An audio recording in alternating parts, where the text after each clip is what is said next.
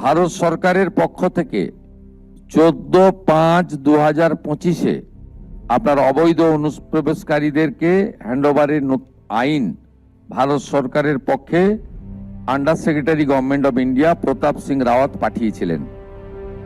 আজ থেকে আমরা এই আইন কার্যকর করলাম।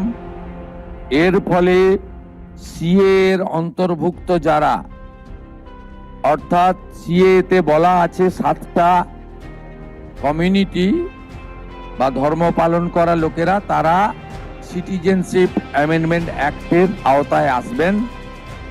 তাদেরকে কোনো পুলিশ কোথাও হ্যারাসমেন্ট ডিটেন করতে পারবে না।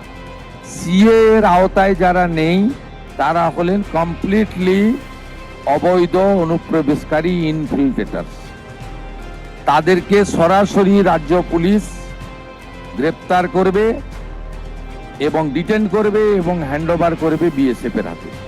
এবং বিএসএফ তারা বিডিআর এর সঙ্গে কথা বলে তাদেরকে ডিপোর্ট করার ব্যবস্থা করবে, অর্থাৎ ডিটেক্ট, ডিলিট, এবারে ডিপোর্ট। এই আইন আজ থেকে কার্যকর হলো। মাননীয় ডিজিপিকে এবং হোম সেক্রেটারিকে বলে দেওয়া হলো পশ্চিমবঙ্গের বর্ডার সন্নিহিত সমস্ত থানাগুলিতে এই আইন দেশের স্বার্থে, পশ্চিমবঙ্গের স্বার্থে আমরা আজ থেকে কার্যকর করলাম।